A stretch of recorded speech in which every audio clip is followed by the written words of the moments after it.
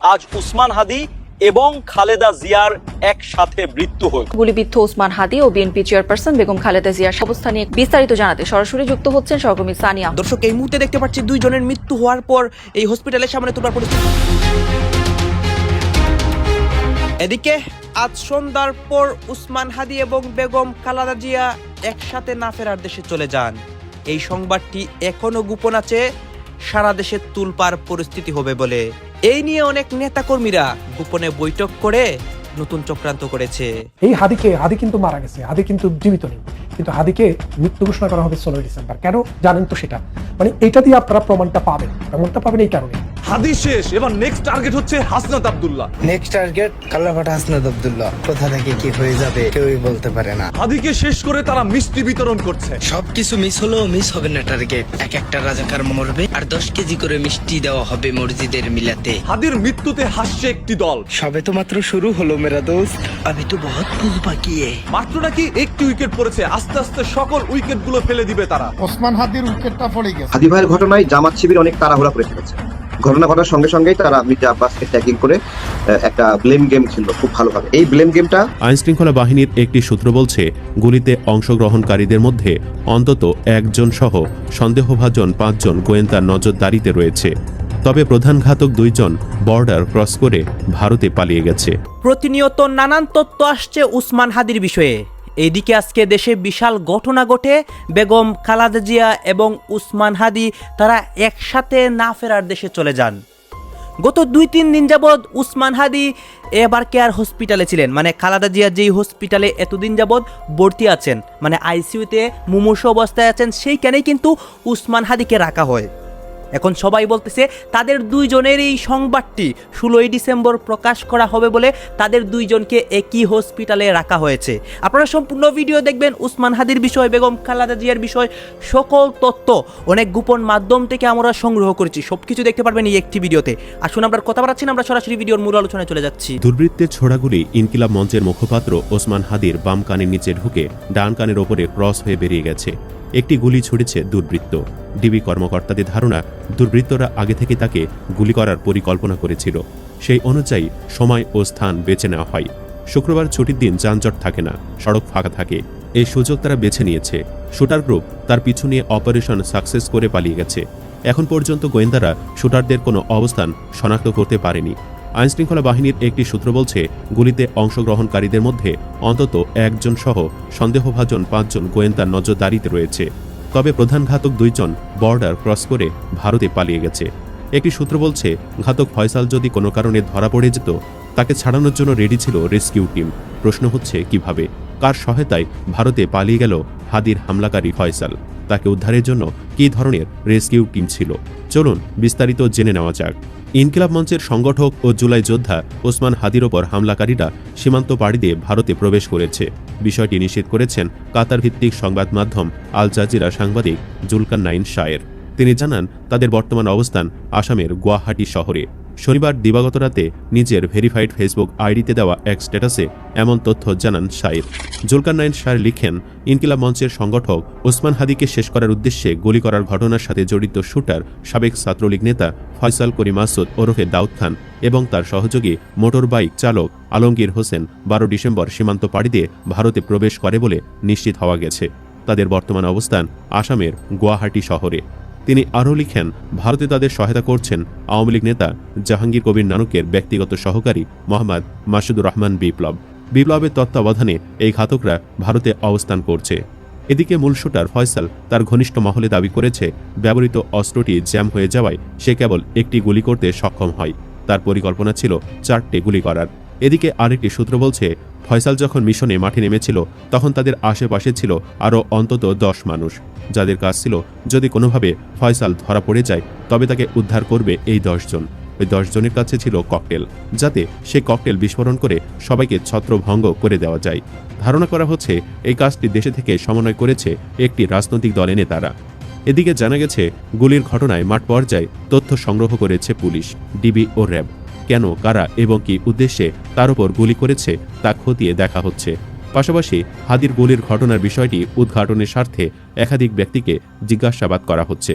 এ ঘটনায় শনিবার রাত পর্যন্ত পল্টন থানায় মামলা হয়নি। তবে মামলার বিষয়টি প্রক্রিয়াধীন রয়েছে বলে জানিয়েছে পুলিশ। হাদিকে গুলির পর কেউ যাতে প্রতিরোধ করতে না পারে তার রিকশার আগে ও পিছে দুর্বৃত্তদের কোনো গাড়ি ছিল কিনা তা খতিয়ে দেখছে পুলিশ।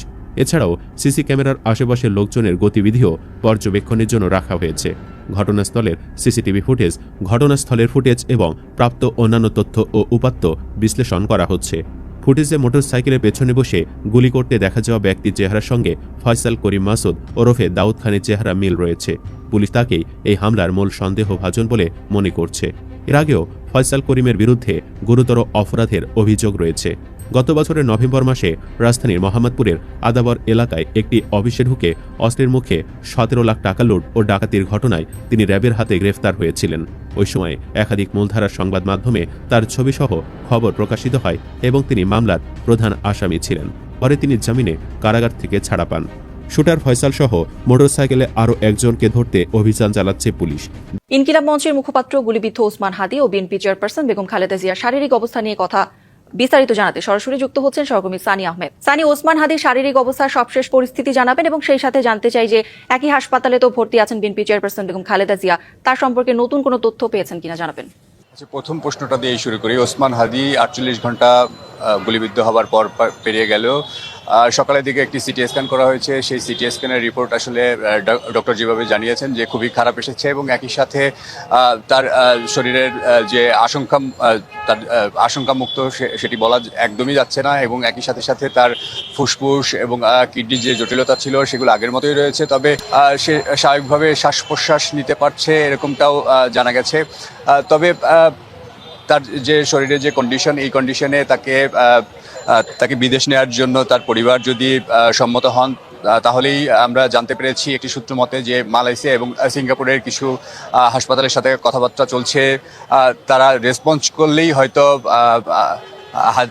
ওসমান হাদিকে তারা উন্নত চিকিৎসার জন্য হয়তো বিদেশে কোথাও নেওয়া হতে পারে, এমনটা তথ্য জানা গেছে। তবে ওসমান হাদির যে মাথায় রক্তক্ষরণ এবং একই সাথে সাথে তার মস্তিষ্কে পানি জমে আছে বলে জানা গেছে এবং এই মুহূর্তে ওসমান হাদির দ্বিতীয় ধাপে যদি কোনো তার সিটি স্ক্যান করা হয় তখন আরও হয়তো ভালোভাবে বোঝা যাবে। তবে এই হাসপাতালে আপনি জানেন যে এই হাসপাতালে বিএনপি চেয়ারপারসন বেগম খালেদা জিয়া এখানে 27 তারিখ থেকে নিবিড় পর্যবেক্ষণে রয়েছেন। 23 তারিখ থেকে ভর্তি হলো, আজকে প্রায় অনেক দিন হতে চললো। এখন পর্যন্ত বর্তমান শেষ পরিস্থিতি খালেদা জিয়া যতটুকু জানা গেছে তাতে তার স্বাস্থ্যের অবস্থা অপরিবর্তিত বলেই। হাদি শেষ, এবার নেক্সট টার্গেট হচ্ছে হাসনাত আব্দুল্লাহ। নেক্সট টার্গেট কালাপাটা হাসনাত আব্দুল্লাহ। কোথা থেকে কি হয়ে যাবে কেউই বলতে পারে না। হাদিকে শেষ করে তারা মিষ্টি বিতরণ করছে। সবকিছু মিস হলেও মিস হবে না টার্গেট।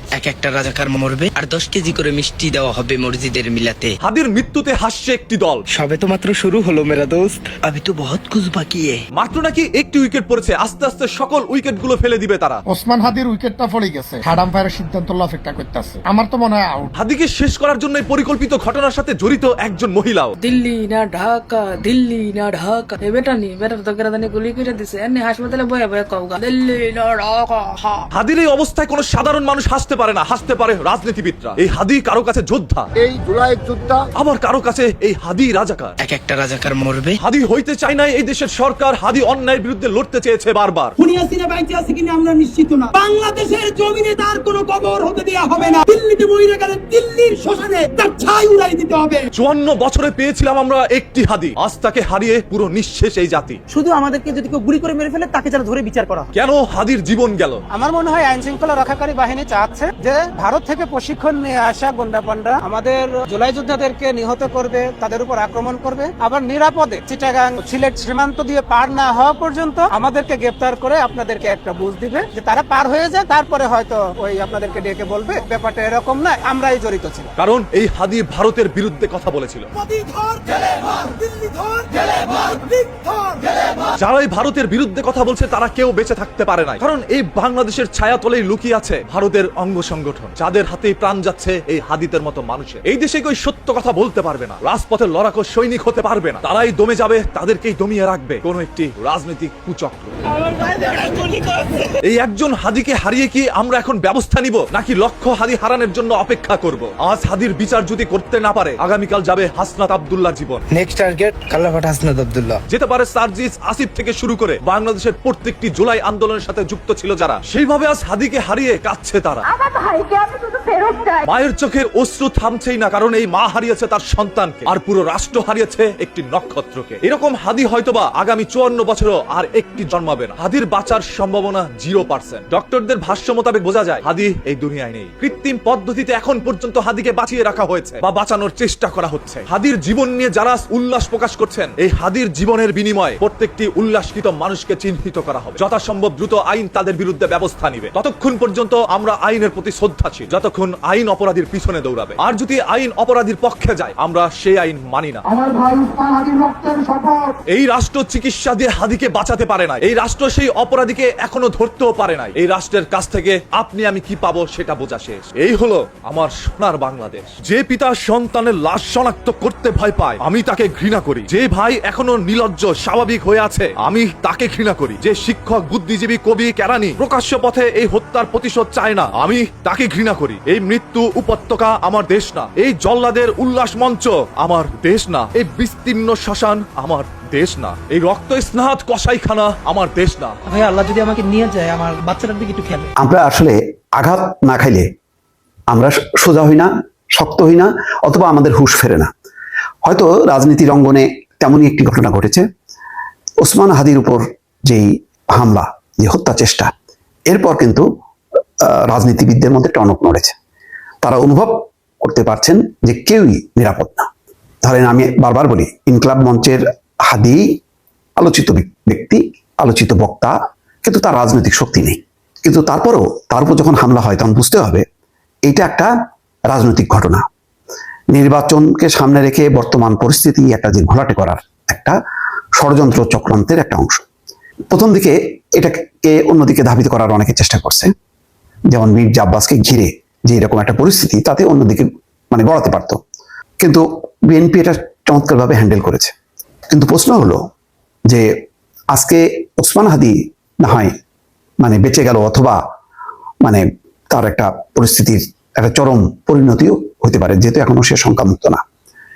অন্যরা কি নিরাপদ? না, নিরাপদ না। এই কারণে মির্জা ফখরুল ইসলাম আলমগীর বলছেন, আমরা আশঙ্কা করছি এইরকম আরো ঘটনা ঘটতে পারে। তারেক রহমানও কিন্তু বলেছেন যে নির্বাচনকে সামনে রেখে বানচালের জন্য এইরকম আরো বড় ঘটনা ঘটতে পারে। ধরেন, এইটা ওসমান হাদির উপরে হলো, এটা তো আরো বড় ডাক সাইটের কোনো নেতার উপর হতে পারত।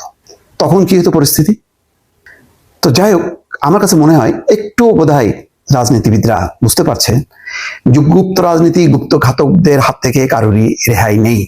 সেই কারণে তারা প্রধান উপদেষ্টার কাছে অঙ্গীকার করেছেন যে তাদের মধ্যে রাজনৈতিক মতপার্থক্য থাকবে, মতভেদ থাকবে, বিতর্ক চলবে, কিন্তু তাদের অ্যাটলিস্ট গণতান্ত্রিক মূল্যবোধ অনুযায়ী ঐক্যবদ্ধ থাকতে হবে। সেই ঐক্যটা হচ্ছে দেশকে রক্ষারক্ষ, সেই ঐক্যটা হচ্ছে গণতন্ত্রকে রক্ষারক্ষ, সেই ঐক্যটা হচ্ছে সাংবিধানিক শাসনতান্ত্রিক পথে দেশকে পরিচালিত করার একটি শব্দ। এই বিষয়গুলো যদি মাথায় না রেখে কেবলমাত্র ক্ষমতার চিন্তা করে রাজনৈতিক দলগুলো, এইটা হবে চরম দুর্ভাগ্য। এবং এই বিভেদ বিভাজনের সুযোগ নিয়ে যারা ওত পেতে আছে, তারা কিন্তু ছাড়বে না। শরীফ ওসমান হাদির ঘটনার প্রেক্ষিতে ডক্টর ইউনূস সরকার নড়ে চড়ে বসে বিরাট বিরাট কিছু সিদ্ধান্ত নিয়েছে। তার মধ্যে একটা সিদ্ধান্ত, চেতনাবাজদের, এখন চেতনাবাজদের মধ্যে সবচেয়ে বড় হচ্ছে বিএনপি। চেতনাবাজদের দীর্ঘদিনের রাজনীতি ব্যর্থ, মুক্তিযুদ্ধ ব্যবসায়ীদের দীর্ঘদিনের রাজনীতি ব্যর্থ। বাংলাদেশে ৭১ ব্যবসা চলবে না, ৭১ নিয়ে কোনো ইখতিলাফ নাই, আমরা সবাই স্বাধীনতার পক্ষে, দ্যাটস ইট। 19৭১ সালের 16ই ডিসেম্বর পর থেকেই ৭১ নিয়ে ইখতিলাফ বন্ধ হওয়া উচিত ছিল, কিন্তু না, ভারত এই বিষয়টা বাংলাদেশের মধ্যে, আমাদের নিজেদের মধ্যে বিভাজনের একটা উপাদান হিসেবে রেখে দিয়েছে। ভারত রেখে দিয়েছে, এটা ভারতের ষড়যন্ত্র। আমরা যদি ভারতের ষড়যন্ত্রের কবলে না পড়তাম, তাহলে কি হতো? তাহলে হতো যে বাংলাদেশ স্বাধীন। এখানে কে স্বাধীনতার পক্ষে বিপক্ষে কে, এগুলো নিয়ে কোনো কথা না। জার্মানিতে যান, এমনকি আপনি ভারতে যান, ভারত তো স্বাধীন হয়েছে। পূর্ব তিমুরে যান, বিভিন্ন জায়গায় যান, পৃথিবীর কোথাও দেখবেন না যে একটা দেশ স্বাধীন হওয়ার পর তারা রাজনীতিতে গালি দেয় যে অমুকের স্বাধীনতার পক্ষে তুই। দর্শক, আপনারা তো দেখলেন এখানে কি কথা হচ্ছে। অনেকে কিন্তু অনেক কথা বলতেছে, অনেকে আলোচনা করতেছে, অনেকে সমালোচনা করতেছে দেশের বিভিন্ন অবস্থা এবং পরিস্থিতি নিয়ে। বিশেষ করে এখানে দেশের রাজনৈতিক প্রেক্ষাপট নিয়ে কথা হয়, আরও অনেক বিষয় নিয়ে কথা হয়। গাইজ এই বিষয়গুলো দেখে এখানে যে আপনাদেরকে বিভিন্ন বক্তব্য দেখিয়েছি, এইগুলো দেখে আপনাদের কি মনে হচ্ছে এবং আপনাদের মন্তব্য কি, অবশ্যই আপনারা আপনাদের মন্তব্যটা আমাদের কমেন্ট বক্সে লিখে যাবেন। আর হ্যাঁ, তখন আপনাদেরকে আমরা যা কিছু দেখিয়েছি সব কিছু আমরা সোশ্যাল মিডিয়া থেকে সংগ্রহ করছি, এখানে আমাদের নিজস্ব কোনো মন্তব্য নেই বা আমাদের নিজস্ব কোনো সিদ্ধান্ত নেই। সর্বশেষ আপনাদের কাছে আমাদের একটা রিকোয়েস্ট থাকবে, আপনারা আমাদের চ্যানেলে নতুন দর্শক হয়ে থাকলে চ্যানেলটি সাবস্ক্রাইব করবেন এবং পাশে থাকা বেল বাটনটি বাজাবেন যাতে করে নেক্সট ভিডিওটা সবার আগে আপনাদের কাছে পৌঁছে যায়। ধন্যবাদ।